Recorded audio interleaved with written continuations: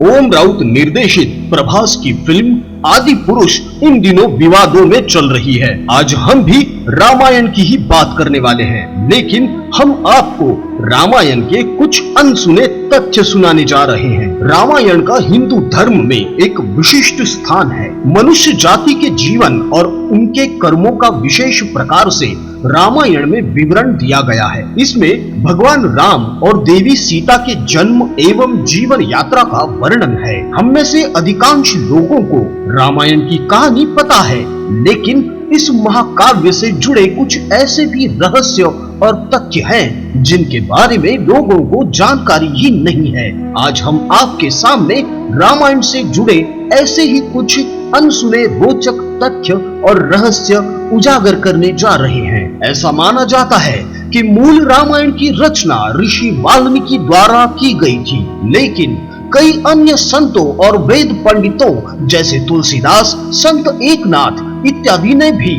इसके अन्य संस्करणों की रचना की है। हालांकि प्रत्येक संस्करण में अलग अलग तरीके से कहानी का वर्णन किया गया है, लेकिन मूल रूपरेखा एक ही है। ऐसा माना जाता है कि रामायण की घटना 4वीं और 5वीं शताब्दी ईसा पूर्व की है। आइए तो चलते हैं एक अनोखे सफर पर, जहां हम आपको बताने जा रहे हैं रामायण के कुछ अनसुने रहस्य और तथ्य। तो बिना देर किए शुरू करते हैं आज की वीडियो को।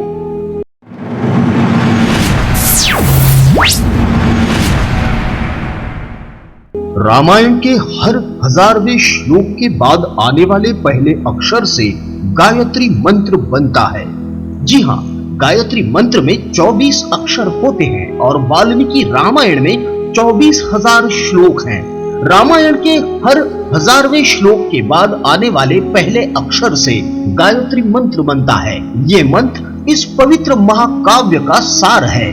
गायत्री मंत्र को सर्वप्रथम ऋग्वेद में उल्लिखित किया गया है।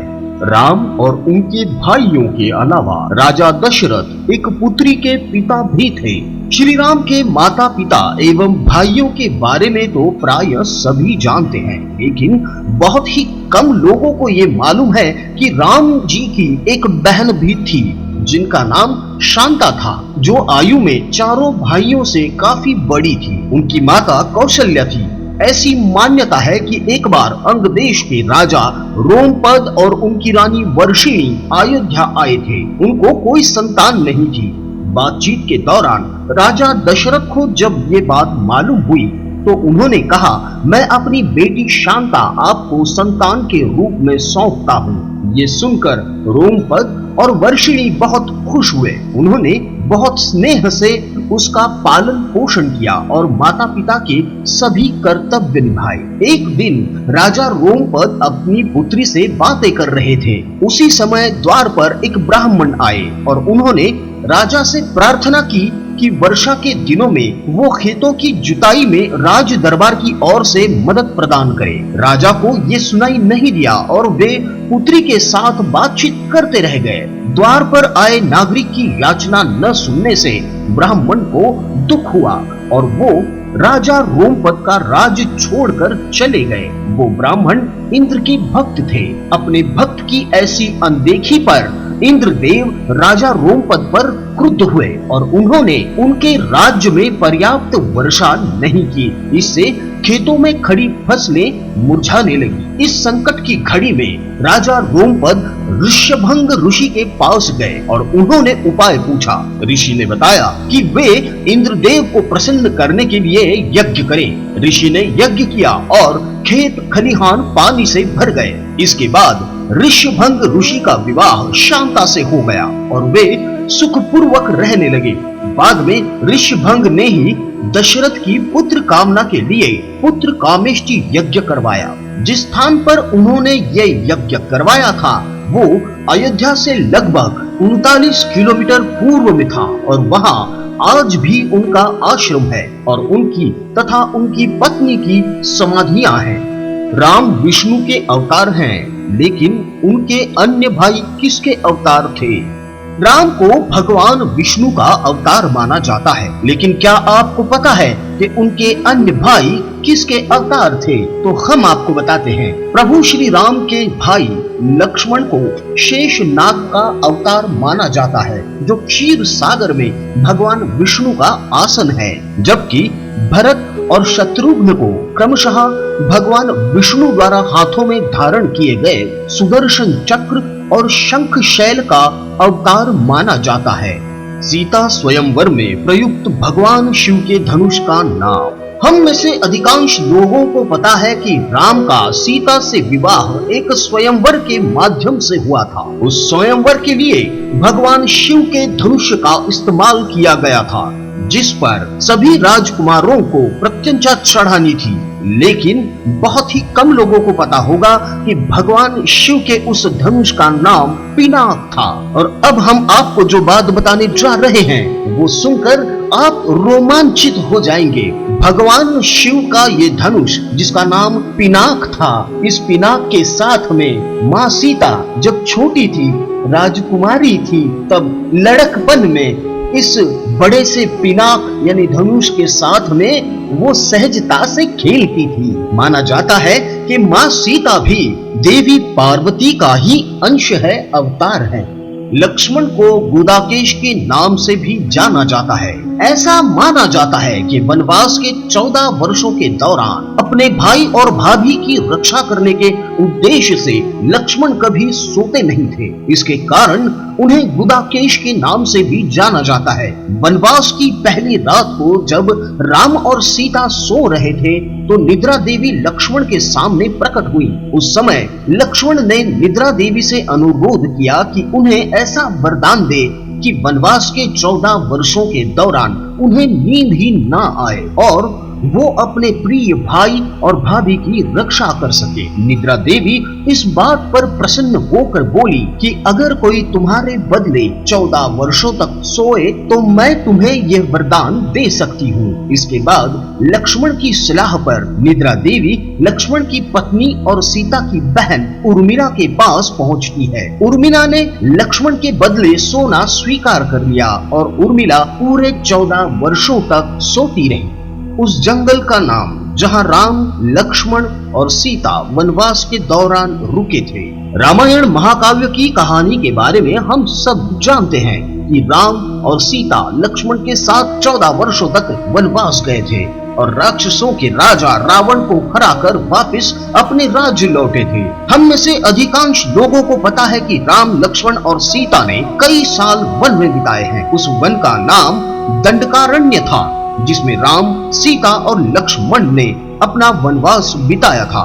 ये वन लगभग 35,600 वर्ग मील में फैला हुआ है, जिसमें वर्तमान छत्तीसगढ़, उड़ीसा, महाराष्ट्र और आंध्र प्रदेश के कुछ हिस्से शामिल थे। उस समय ये वन सबसे भयंकर राक्षसों का घर माना जाता था, इसलिए इस वन का नाम दंडकारण्य था, जहाँ दंड का अर्थ सजा देना और अरण्य का अर्थ वन है।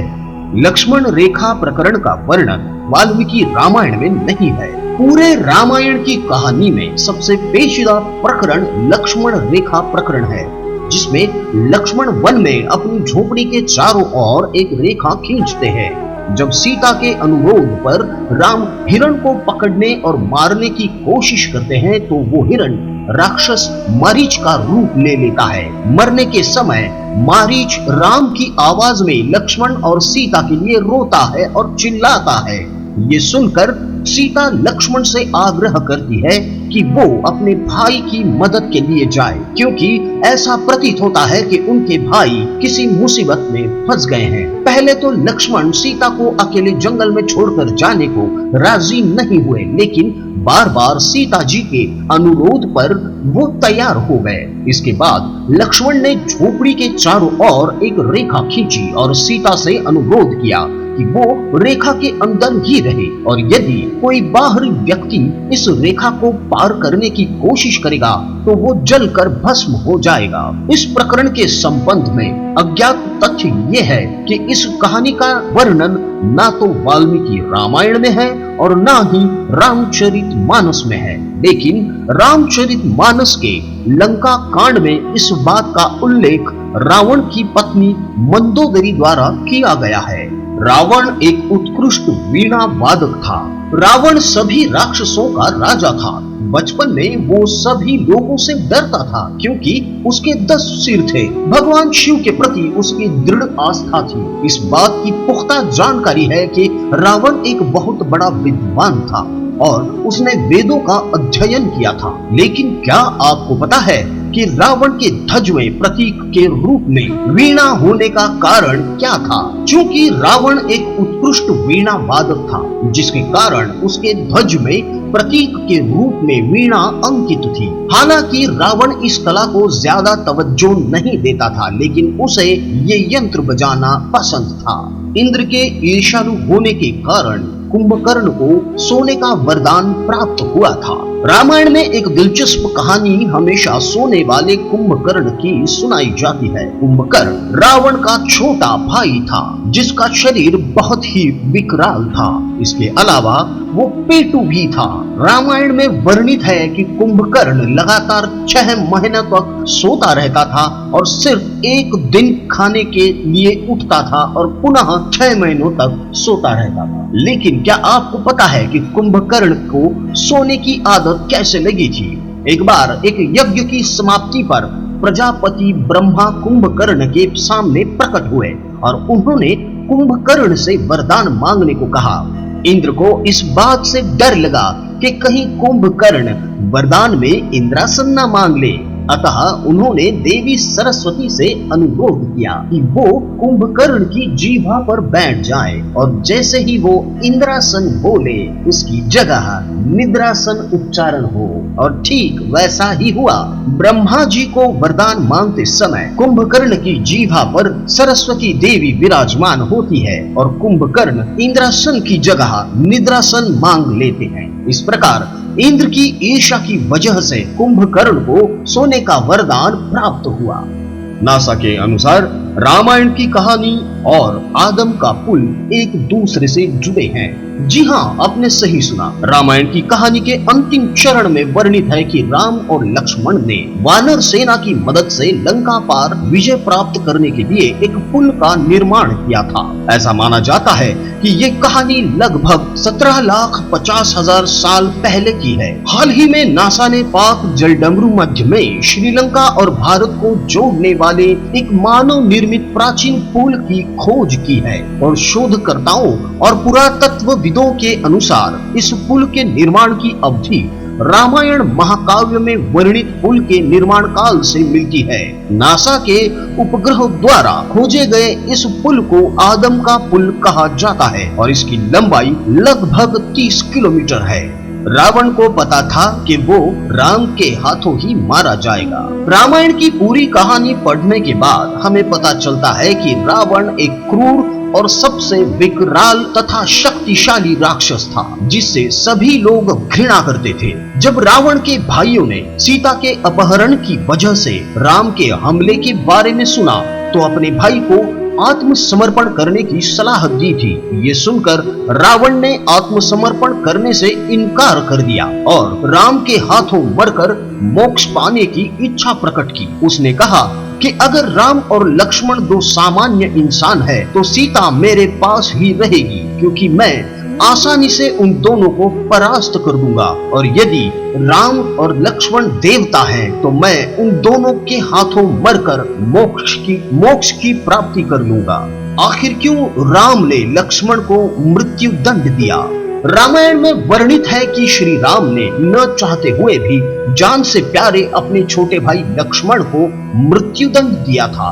आखिर क्यों भगवान राम ने लक्ष्मण को मृत्यु दंड दिया? ये घटना उस वक्त की है जब श्री राम लंका विजय के बाद अयोध्या लौट आए थे और अयोध्या के राजा बन गए थे। एक दिन यम देवता कोई महत्वपूर्ण चर्चा करने के लिए प्रभु श्री राम के पास आते हैं। चर्चा प्रारंभ करने से पूर्व उन्होंने भगवान राम से ये कहा कि आप मुझे वचन दे कि जब तक मेरे और आपके बीच वार्तालाप होगा हमारे बीच कोई नहीं आएगा, और जो आएगा उसे आप मृत्यु दंड देंगे। इसके बाद राम लक्ष्मण को ये कहते हुए द्वारपाल नियुक्त करते हैं कि जब तक उनकी और यम की बात हो रही है वो किसी को भी अंदर न आने दे, अन्यथा वो उसे मृत्यु दंड दे देंगे। लक्ष्मण भाई की आज्ञा मानकर द्वारपाल बनकर खड़े हो जाते हैं। लक्ष्मण को द्वारपाल बने कुछ ही समय बीतने के बाद वहां पर ऋषि दुर्वासा का आगमन होता है। जब दुर्वासा ने लक्ष्मण से अपने आगमन के बारे में राम को जानकारी देने के लिए कहा तो लक्ष्मण ने विनम्रता के साथ मना कर दिया। इस पर दुर्वासा क्रोधित हो गए तथा उन्होंने संपूर्ण अयोध्या को श्राप देने की बात कही। लक्ष्मण ने शीघ्र ही ये निश्चय कर लिया कि उनको स्वयं का बलिदान देना होगा ताकि वो नगरवासियों को ऋषि के श्राप से बचा सके, और उन्होंने भीतर जाकर ऋषि दुर्वासा के आगमन की सूचना प्रभु श्री राम को दी। अब श्री राम दुविधा में पड़ गए क्योंकि उन्होंने अपने वचन के अनुसार लक्ष्मण को मृत्युदंड देना था। इस दुविधा की स्थिति में प्रभु श्री राम ने अपने गुरु वशिष्ठ का स्मरण किया और कोई रास्ता दिखाने को कहा। गुरुदेव ने कहा कि अपनी किसी प्रिय वस्तु का त्याग उसकी मृत्यु के समान ही है, अतः तुम अपने वचन का पालन करने के लिए लक्ष्मण का त्याग करो। लेकिन जैसे ही लक्ष्मण ने यह सुना तो उन्होंने श्री राम जी से कहा कि आप भूलकर भी मेरा त्याग मत करना। आपसे दूर रहने से तो यह अच्छा है कि मैं आपके वचन का पालन करते हुए मृत्यु को गले लगा लूं। ऐसा कहकर लक्ष्मण जी ने जल समाधि ले ली। राम ने सरयू नदी में डुबकी लगाकर पृथ्वी लोक का परित्याग किया था। ऐसा माना जाता है कि जब सीता माँ ने पृथ्वी के अंदर समाहित होकर अपने शरीर का परित्याग कर दिया और लक्ष्मण जी ने जल समाधि ले ली तो उसके बाद प्रभु श्री राम ने भी सरयू नदी में जल समाधि लेकर पृथ्वी लोक का परित्याग किया था। तो ये थे रामायण के कुछ अनसुने रोचक तथ्य और रहस्य। आपको ये जानकारी कैसी लगी हमें कमेंट में जरूर बताइए। साथ ही अगला एपिसोड और अगले तथ्य आप किस बारे में सुनना या जानना चाहते हैं वो भी हमें कमेंट में बताना ना भूलें। जाते जाते आपको बता दें, अगर आप हमारे नए दर्शक थे तो कृपया हमारे कब क्यों कहां कैसे इस YouTube चैनल को सब्सक्राइब जरूर कर दीजिए। यदि वीडियो आपको अच्छा लगा हो तो इसे लाइक कर दीजिए और अपने दोस्तों के साथ शेयर भी कर दीजिए। मिलते हैं अगले वीडियो में, तब तक जुड़े रहिए कब क्यों कहां कैसे इस YouTube चैनल के साथ।